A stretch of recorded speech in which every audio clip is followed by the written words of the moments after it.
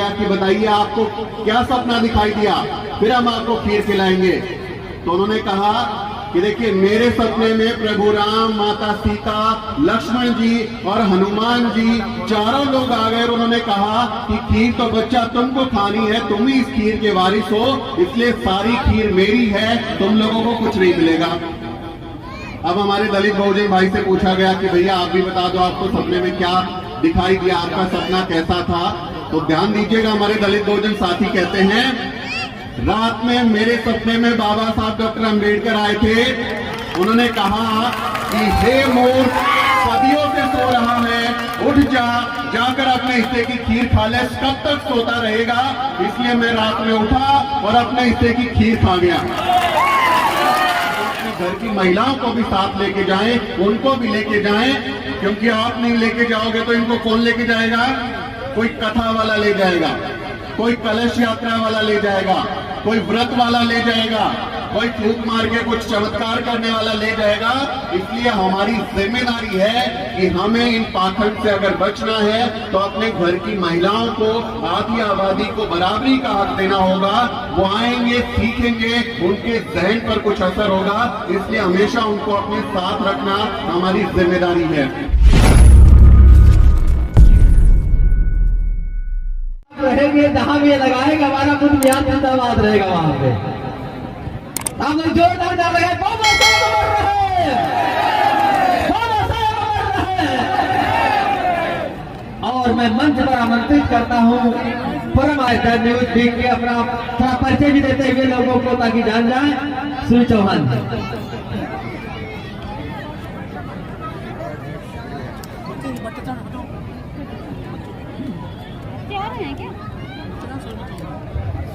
जय भीम। इतनी शानदार परफॉर्मेंस हुई है, उसके बाद भी आपका जोश थोड़ा नीचा है। जय भीम, क्या बात है। जहां हम खड़े हैं आनंद पर्वत में, आनंद पर्वत और करोल बाग का ये वही इलाका है जहां कभी बाबा साहेब डॉक्टर अंबेडकर इन गलियों में घुमा करते थे, अपने लोगों से मिला करते थे। तो आप उस ऐतिहासिक जमीन पर बैठे हैं, इसलिए जोश जो है हाई रहना चाहिए, नीचे नहीं जाना चाहिए। हमारे आदरणीय साथी हैं, तमाम मंच पर बैठे हैं एडवोकेट राजेंद्र पाल गौतम जी, जिन्हें मैं नेता के तौर पे नहीं बल्कि अपने गार्जियन के तौर पे हम लोग उनके देखते हैं, जिनसे हम बहुत कुछ सीखते हैं। आपके साथ मन साझा करना, डॉक्टर लक्ष्मण यादव और तमाम सम्मानित साथियों के साथ मन साझा करना मेरे लिए गर्व की बात है। और मैं बाबा साहेब डॉक्टर अंबेडकर की जयंती आप सबके साथ मना रहा हूँ। ये मुझे प्रेरित करेगा, हिम्मत देगा कि ये तमाम लोग जो मेरे समाज के लोग यहाँ बैठे हैं, ये असली वारिस है बाबा साहेब डॉक्टर अंबेडकर के। ये अपना काम करके, काम धंधा छोड़ के, दिहाड़ी मजदूरी करके बैठे हुए हैं। तो आप सबका आभार व्यक्त करता हूँ। एक छोटी सी कहानी सुनाता हूँ, फिर उससे आगे बढ़ेंगे कि आप अगर अभी सो रहे हैं तो आंखें खुल जाएंगी। ये कहानी आपको जरूर पसंद आएगी। चार दोस्त होते हैं, चारों की जाति अलग अलग होती है। एक ब्राह्मण दोस्त होता है, एक बनिया दोस्त होता है, एक ठाकुर दोस्त होता है और एक हमारा दलित बहुजन दोस्त होता है। चारों के चारों हॉस्टल में रहते हैं और सभी लोग रात में ऐसे ही बातें करते करते देर रात तक जाग गए और सबको भूख लगी। तो तय हुआ कि कुछ खाने के लिए बना लिया जाए, कोई पकवान पका लिया जाए जिससे ये भूख जो है वो खत्म हो जाए। तो सब लोगों ने तय किया कि चलिए मिलकर आधी रात में खीर बनाते हैं। और खीर बनाने के लिए कोई अपने रूम से चावल ले आएगा, कोई चीनी ले आएगा, कोई दूध ले आएगा और कोई लकड़ी जला देगा। चारों ने मिलके जो है रात में मेहनत की, खीर बनाई। और जब खीर पककर तैयार हो गई, स्वादिष्ट खीर की सुगंध जब फैलने लगी, खीर एकदम तैयार थी कि उसको खाया जाए। तो चालाकी देखिए कि कैसे उनके हिस्से की खीर को कोई और खाने की कोशिश करता है। हमारे ब्राह्मण साथी कहते हैं कि देखिए भाई खीर तो बन के तैयार हो गई है, लेकिन अभी खाना नहीं है। खाएंगे तब जब रात में आप सो जाओगे और अपना सपना सुबह उठकर बताओगे, और जिसको सबसे अच्छा सपना आया होगा उसको खीर खाने को मिलेगी। सब लोगों ने मेहनत करी खीर बनाने में, सब लोगों ने उसमें अपना योगदान दिया। खीर बन गई थी तो सबको बराबरी से मिलनी चाहिए थी। लेकिन हमारे ब्राह्मण साथी कहते हैं जिसका सपना अच्छा होगा सुबह उसी को खीर खिलाएंगे। आप जल्दी जल्दी जाओ, सो जाओ और अपना सपना सुबह उठकर सुनाना। तो सभी लोग सो गए जल्दी में। अब ब्राह्मण साथी उठ गए, सुबह सब लोग उठे तो पूछा गया कि बताइए आपको क्या सपना आया रात में। अगर आपका सपना अच्छा होगा तो आपको खीर खाने को मिलेगी। तो हमारे ब्राह्मण साथी कहते हैं, मेरे सपने में रात में प्रभु राम और माता सीता आई थी। उन्होंने कहा कि बच्चा, खीर तो तुमको खानी चाहिए, तुम इस खीर के हकदार हो, इसलिए सारी खीर मैं खाऊंगा, किसी और को खीर नहीं मिलेगी। अब हमारे ठाकुर साथी से पूछा गया कि आप भी बता दीजिए आपको क्या सपना दिखा। तो वह कहते हैं कि देखिए, मेरे सपने में प्रभु राम, माता सीता और लक्ष्मण जी तीनों आ गए थे और उन्होंने कहा कि खीर आपको खानी चाहिए, इसलिए सारी खीर मेरी है, मैं इस खीर का हकदार हूँ। अब हमारे बनिया साथी भी थोड़ा सीख गए उनके साथ रह के। उनसे पूछा गया कि बताइए आपको क्या सपना दिखाई दिया, फिर हम आपको खीर खिलाएंगे। तो उन्होंने कहा कि देखिए, मेरे सपने में प्रभु राम, माता सीता, लक्ष्मण जी और हनुमान जी चारों लोग आ गए और उन्होंने कहा कि खीर तो बच्चा तुमको खानी है, तुम ही इस खीर के वारिस हो, इसलिए सारी खीर मेरी है, तुम लोगों को कुछ नहीं मिलेगा। अब हमारे दलित बहुजन भाई से पूछा गया कि भैया आप भी बता दो आपको सपने में क्या दिखाई दिया, आपका सपना कैसा था। तो ध्यान दीजिएगा, हमारे दलित बहुजन साथी कहते हैं, रात में मेरे सपने में बाबा साहब डॉक्टर अंबेडकर आए थे। उन्होंने कहा कि हे मूर्ख, सदियों से सो रहा है, उठ जा, जाकर अपने हिस्से की खीर खा ले, कब तक सोता रहेगा। इसलिए मैं रात में उठा और अपने हिस्से की खीर खा गया। तो हमें नींद से जागना है, अपने हिस्से की खीर खानी है। कोई षड्यंत्र करके हमारी मेहनत की कमाई को खा जाएगा, हमारा योगदान होगा, खीर हमारी कोई और खाएगा, ये चलेगा नहीं। इसलिए नींद छोड़ना जरूरी है और हमें अपनी खीर को अपने हिस्से में लेके आना है।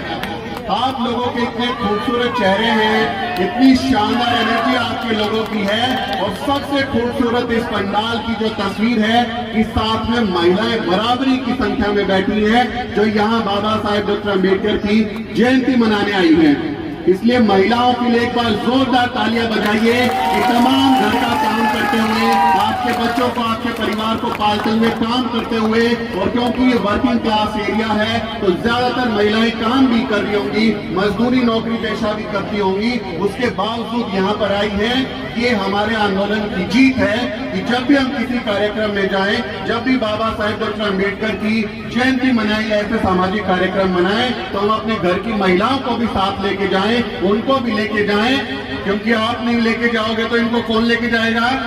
कोई कथा वाला ले जाएगा, कोई कलश यात्रा वाला ले जाएगा, कोई व्रत वाला ले जाएगा, कोई फूंक मार के कुछ चमत्कार करने वाला ले जाएगा।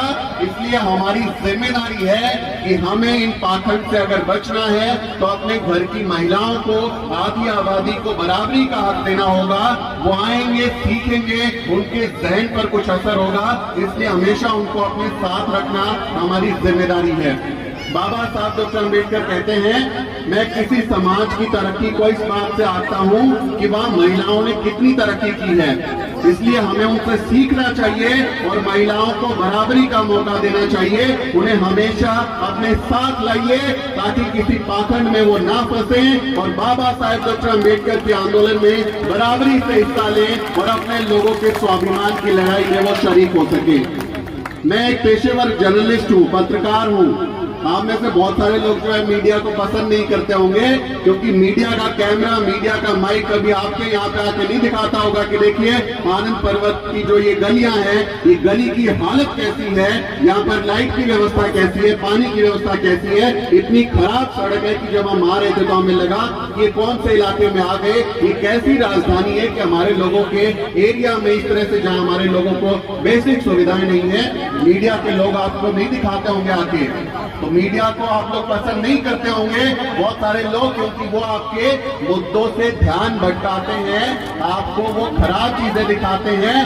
टीवी पर सुबह सुबह तारे सितारे दिखाते हैं, कुंडली वाला काम दिखाते हैं, बाबाओं को बिठा देते हैं और सुबह सुबह हमारे लोगों के जहन में डाल दिया जाता है कि फलाने बाबा पे तेल नहीं चढ़ाओगे तो तुम्हारा नुकसान हो जाएगा। उस वाले बाबा की कथा नहीं कराओगे तो कोई नुकसान हो जाओगे, आप घर से निकलोगे कोई दुर्घटना हो जाएगी, फेल हो जाओगे, इंटरव्यू में पास नहीं होगे, नौकरी नहीं मिलेगी। सुबह सुबह हमारे लोगों के जहन में डालने का काम मीडिया करता है अपने टीवी चैनलों पे, जिसकी जिम्मेदारी थी इस देश को बेहतर बनाने का काम करना। मीडिया में सबसे जरूरी जो जर्नलिज्म की पढ़ाई होती है उसमें सिखाया जाता है, मीडिया का काम है इस देश को बेहतर बनाना, इस देश को रहने लायक बनाना, कि जिन लोगों के साथ अन्याय होता है, जिन लोगों का हक मारा जाता है, उनके पक्ष में खड़े हो जाना, और जो सत्ता में बैठे हुए लोग हैं उनसे सवाल पूछना कि जो तुम्हारी जिम्मेदारी थी, जिस कुर्सी पर तुम जिम्मेदारी के साथ बैठे थे, वो काम तुमने क्यों नहीं किया। लेकिन आज का मीडिया आपको क्या बताता है कि हिंदू मुस्लिम जो है उसी दंगों में बढ़े रहिए, आपको मुसलमानों का डर दिखाएंगे, आपके लोगों को बेवकूफ बनाएंगे, एजेंडा सेट करेंगे, आपके दिमाग में इस तरह का जहर डालेंगे और लोगों का ध्यान भटकाएंगे और कहेंगे कि यही जो है आपके लिए जरूरी काम है, हमारे लोगों के कहीं कि उनका समय खराब करने का, उनको बेवकूफ बनाने का काम मीडिया करता है। इसलिए इस मंच से हम उस अम्बेडकरवादी पत्रकारिता को भी सलाम करते हैं जो मेरे साथी यूट्यूबर खड़े हैं, यहाँ पर छोटे छोटे जर्नलिस्ट खड़े हैं, जो इस देश की असली मीडिया है, इस देश का लोकतंत्र का चौथा खंभा हमारे लोग हैं, जो हमारे लोगों की समस्याएं उठा रहे हैं। वो सुधीर चौधरी की तरह 2000 के नोट में चिप नहीं ढूंढ रहे, इसको जमीन के नीचे दबा दोगे फिर भी वो नोट पकड़ा जाएगा, ये काम हमारे लोग नहीं कर रहे। अंजना और मोदी जैसे लोगों से प्रेरित होने की जरूरत नहीं है, रूबिका लियाकत से हिंदू धर्म के खिलाफ, मुसलमानों के खिलाफ नफरत, ये सब सीखने की जरूरत नहीं है। अमन चोपड़ा जैसे नफरती आदमी से कुछ सीखने की जरूरत नहीं है। आप अपने लोगों से सीखिए जो दिन रात छोटी छोटी जगहों से निकल के कैमरा उठा के, माइक उठा के अपने लोगों की समस्याओं को उठाते हैं, जरूरी काम करते हैं। इसलिए अपने बहुजन मीडिया पर यकीन रखिए, टीवी देखना बंद कर दीजिए, भारत के टीवी चैनलों को, न्यूज चैनलों को देखना बंद कर दीजिए, क्योंकि वहां कोई आपका आदमी नहीं है। मैं 4-4 जगह काम करके आया बड़े चैनलों में, ABP News, Zee News, News Nation, India News, चारों जगह कभी मुझे कोई अपने समाज का आदमी नहीं मिला, कभी कोई वहां पर आपकी खबर दिखाने वाला नहीं मिलता, कभी आपके मसलों पर बात करने वाला नहीं मिलता। चंद जातियों का मीडिया है, चंद लोगों का मीडिया है जो इस देश को खराब करने का काम कर रहा है, इस देश के लोकतंत्र को कमजोर करने का काम कर रहा है। वो नहीं दिखाता कि हमारे जो मजदूर लोग हैं क्यों उनसे 12-12 घंटे काम करवाते हो, वो इस बात का जिक्र नहीं करते कि क्यों उनको जो है सैलरी अच्छी नहीं मिलती, उनको वर्किंग कंडीशंस अच्छी नहीं मिलती, उनकी मेहनत को वाजिब हक नहीं मिलता, उनको अच्छे वातावरण में काम करने को नहीं मिलता। इन चीजों पे नहीं दिखाता, उल्टी सीधी बातें दे है। 5 मिनट आप देखेंगे डिबेट लगाकर बैठ जाते हैं, उल्टी सीधी बकवास करते हैं, तो उनको देखना बंद कर दीजिए। बहुजन मीडिया पर यकीन कीजिए, आपके अपने बहुजन मीडिया के साथी बहुजन आंदोलन को मजबूत करने वाले लोग हैं। आप लोग तमाम लोग जो हैं मेहनत करने वाले लोगों की वारिस हैं। मैं हमेशा इस बात को कहता हूं कि हम ना मेहनत करने वाले लोग हैं, मांग कर खाने की परंपरा हमारी नहीं है। जो बाबा आता है ना वो चुड़िया बजा के बोलेगा भिक्षाम देही, भगवान के नाम पे कुछ दे दो। हमारे लोग ये काम करने वाले नहीं है, मेहनत करने वाले लोग हैं। आप संत रविदास को देखिए, इतना बड़ा काम करके गए, जूते चप्पल सीलने का काम किया, मेहनत किया, उसके बावजूद समाज को बेहतर बनाने का काम किया। मेहनत करने वाले लोग हैं, ये नहीं बोलते कि मैं तो फकीर हूं झोला उठा के चला जाऊंगा, ऐसा नहीं बोलते हमारे लोग। हमारे लोग मेहनत करने वाले लोग हैं, हर मुश्किल हालत में रहते हैं, इतनी विकट परिस्थितियों में रहते हैं, ऐसे ऐसे हालात में भी जिंदा रहते हैं। कई दिन पुराने जानवर का, मरे हुए जानवर का मांस खा के हमारे लोग जिंदा रह गए, खराब पानी पी के हमारे लोग बच गए, गांव के बाहर कहीं पे उनको जंगल में फेंक दिया, वहां जंगली जानवरों से लड़ते लड़ते बच गए। तो हम फाइटर कौम हैं, फाइटर कौम है, कायरों की संतानें नहीं है। हम अपने पुरखों के वारिस हैं, जिन्होंने इस देश में भीमा कोरेगांव जैसी लड़ाई लड़ी, जिन्होंने इस देश में शानदार काम किया। इसलिए हमारी जिम्मेदारी है कि हम इस आंदोलन को, बाबा साहेब की विरासत को आगे बढ़ाएं, अपने हिस्से का काम करें।